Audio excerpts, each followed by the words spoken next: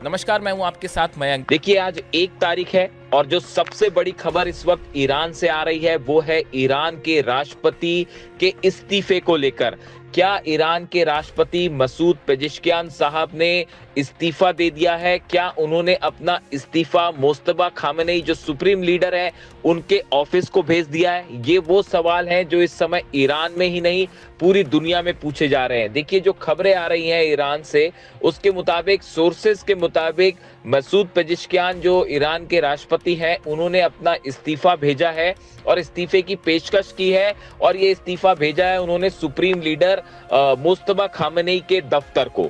अब देखिए, सवाल ये है कि आखिर दो सवाल है। पहला सवाल ये है कि आखिर मसूद पेजेश्कियान क्यों इस्तीफा देना चाहते हैं, और दूसरा, क्या सुप्रीम लीडर मुज्तबा खामेनेई उनके इस्तीफे को स्वीकार करेंगे?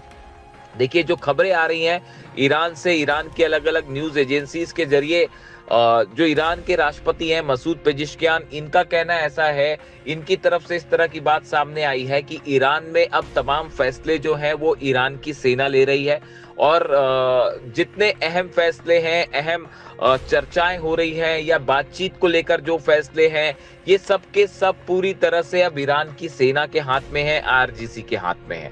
इस बात को लेकर मसूद पेजेश्कियान साहब जो हैं वो कुछ खुश नहीं है और ना ही इस बात को लेकर सहमत है। इसीलिए बताया जाता है कि उन्होंने इस्तीफे की पेशकश की है। लेकिन बड़ा सवाल ये है कि देखिए, अभी इस बात को समझना होगा कि ईरान में इस समय हालात ऐसे हैं कि ये जंग का टाइम है। इस समय ईरान के ऊपर अमेरिका, इजराइल, यूएई समेत तमाम मुल्कों ने हमला किया है, जंग चल रही है। ऐसे में कमान सेना के हाथ में होना बेहद जरूरी है। देखिए, ईरान की सेना ने जो करारा जवाब दिया अमेरिका को और इजराइल को, ये एक मिसाल बन चुका है। ऐसे में अगर अमेरिका और इजराइल का करारा जवाब देना है, उनका मुकाबला करना है, इसलिए ईरान की सेना के हाथ में कमान होना बेहद जरूरी है। देखिए, आईआरजीसी जो प्रमुख है अहमद वाहिदी साहब, इनके सख्त रुख की वजह से आज अमेरिका घुटनों पे है, इजराइल घुटनों पे है। जो एग्रेसिव नीति ईरान की सेना ने अपनाई है, उसकी वजह से आज ईरान ये जंग जीता है। ऐसे में ये बात समझना बेहद अहम है कि ईरान में जब तक सेना के हाथ में कंट्रोल है, तब तक डोनाल्ड ट्रंप अपने किसी मंसूबे में कामयाब नहीं हो सकते और ना ही नेतन्याहू कामयाब हो सकते हैं। इसीलिए ईरान के करोड़ों लोगों का समर्थन भी ईरान की सेना के साथ है।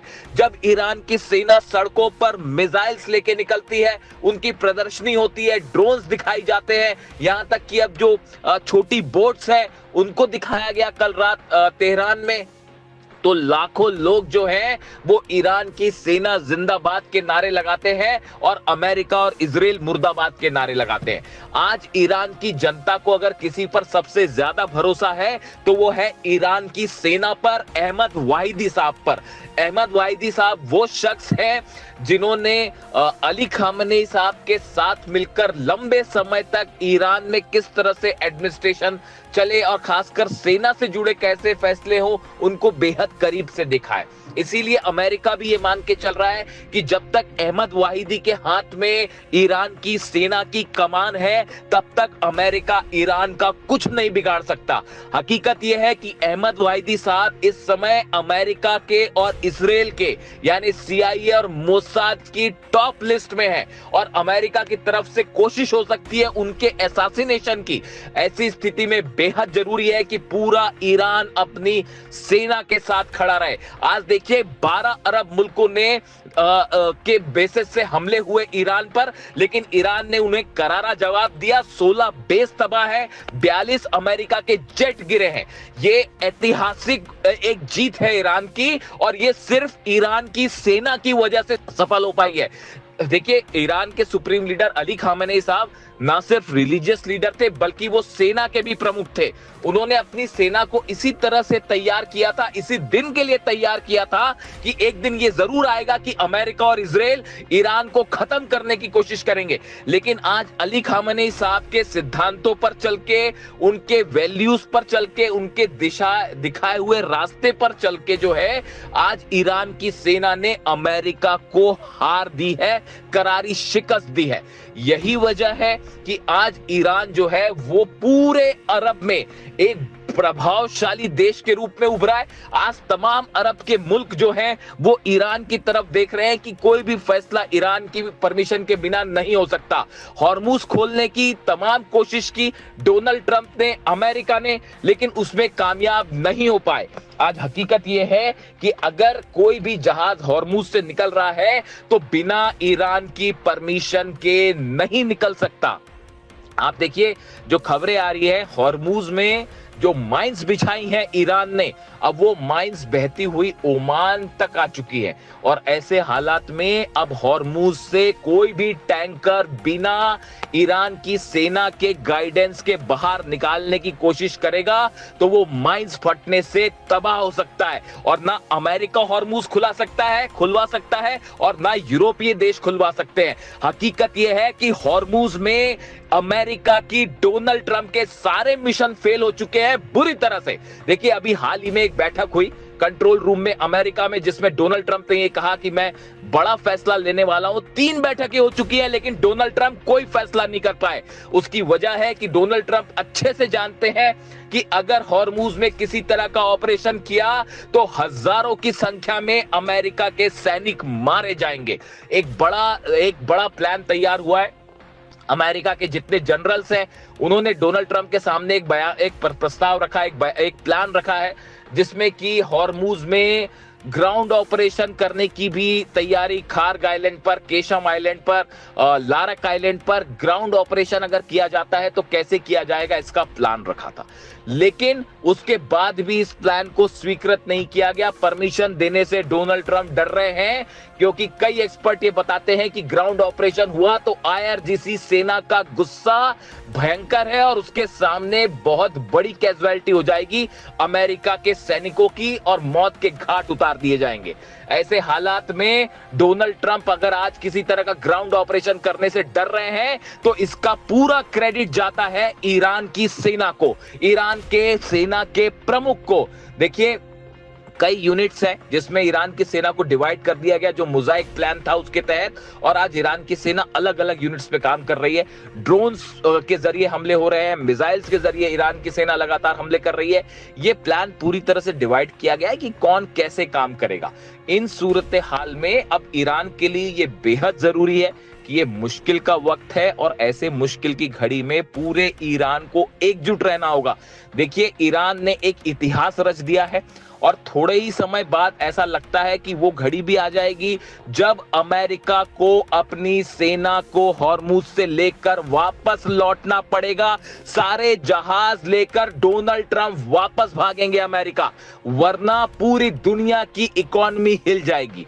ऐसे में ये बहुत ऐतिहासिक जीत हो सकती है ईरान की कि लाख कोशिश की अमेरिका इजराइल ने लेकिन ईरान को नहीं झुका पाए और पहले जंग में हारे, फिर हॉर्मुज की भी जंग हारने की कगार पे खड़े हुए हैं।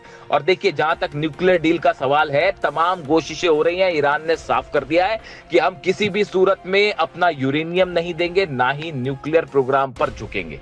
ये एक बड़ा स्टैंड आज ईरान ले पा रहा है, तो इसके पीछे सबसे अहम भूमिका है ईरान के वो करोड़ों सैनिक जो अपने देश के लिए जान कुर्बान करने को तैयार है। ये हौसला, ये हिम्मत, ये ताकत पूरी दुनिया देख रही है। आज इमाम हुसैन के सिद्धांतों पर चलते हुए, खामेनी साहब के सिद्धांतों पर चलते हुए, करबला से सीख लेते हुए ईरान की सेना ने आज दुनिया के सबसे शक्तिशाली देश अमेरिका को झुका दिया है और इसका पूरा क्रेडिट ईरान की सेना और उसके बहादुर जवानों को जाता है। ऐसे में ईरान के तमाम राजनेताओं को इस समय ईरान की सेना के साथ खड़े होना चाहिए। अगर उनका साथ देते हैं तो आने वाले वक्त में इतिहास भी याद करेगा कि सबसे मुश्किल घड़ी में अपने दम पर अकेले ईरान ने सबसे बड़े शक्तिशाली देश को झुका दिया, उसे घुटनों पर ला दिया। इसीलिए देखिए अब हालात ये है, जो खबरें आ रही हैं ईरान से कि भले मसूद पेजेश्कियान साहब ने इस्तीफे की पेशकश की हो, लेकिन मुस्तफा खामेनी उसे स्वीकार करते हैं या नहीं करते हैं ये उन पे डिपेंड करता है, क्योंकि सारे फैसले मुस्तफा खामेनी साहब लेंगे। यहां ये बात भी साफ करना जरूरी है कि ईरान में मुस्तफा खामेनी के बीच में और अहमद वाहिदी साहब जो सेना प्रमुख है, इनके बीच में बहुत अच्छा समन्वय है। दोनों एक दूसरे से सलाह मशविरा करके फैसले ले रहे हैं। यही वजह है कि ईरान अपने हर फैसले पे मजबूती के साथ खड़ा हुआ है। ईरान की जनता भी सेना के साथ खड़ी हुई है।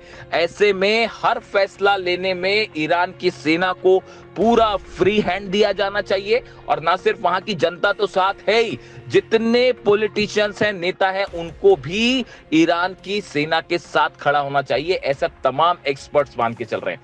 देखिए, इसके अलावा एक और अहम खबर है, अमेरिका का एक और ड्रोन जो है वो फारस की खाड़ी में मार गिराया गया है। देखिए, पिछले कुछ दिनों के अंदर 4 से 5 ड्रोन गिर चुके हैं, 2 जेट्स को निशाना बनाया जा चुका है। ये पिछले 4-5 दिन की खबरें हैं। अब देखिए, माना ये जा रहा है, एक्सपर्ट से बता रहे हैं कि जिस गति के साथ अमेरिका के ड्रोन्स बार बार ईरान में घुसने की कोशिश कर रहे हैं, अंदर आ रहे हैं, ये बड़े स्तर पर जासूसी हो रही है। ये किसी बड़े ग्राउंड ऑपरेशन का एक प्रिलिमिनरी स्टेज हो सकता है, यानी जासूसी के जरिए करने के बाद, लोकेशंस ठिकाने पता करने के बाद, मिसाइल्स कहां है, डिफेंस सिस्टम कहां है, कहां कितने सैनिक है, कहां मूवमेंट है, ये पूरी जानकारी अमेरिका हासिल करके एक बड़ा ग्राउंड ऑपरेशन भी कर सकता है।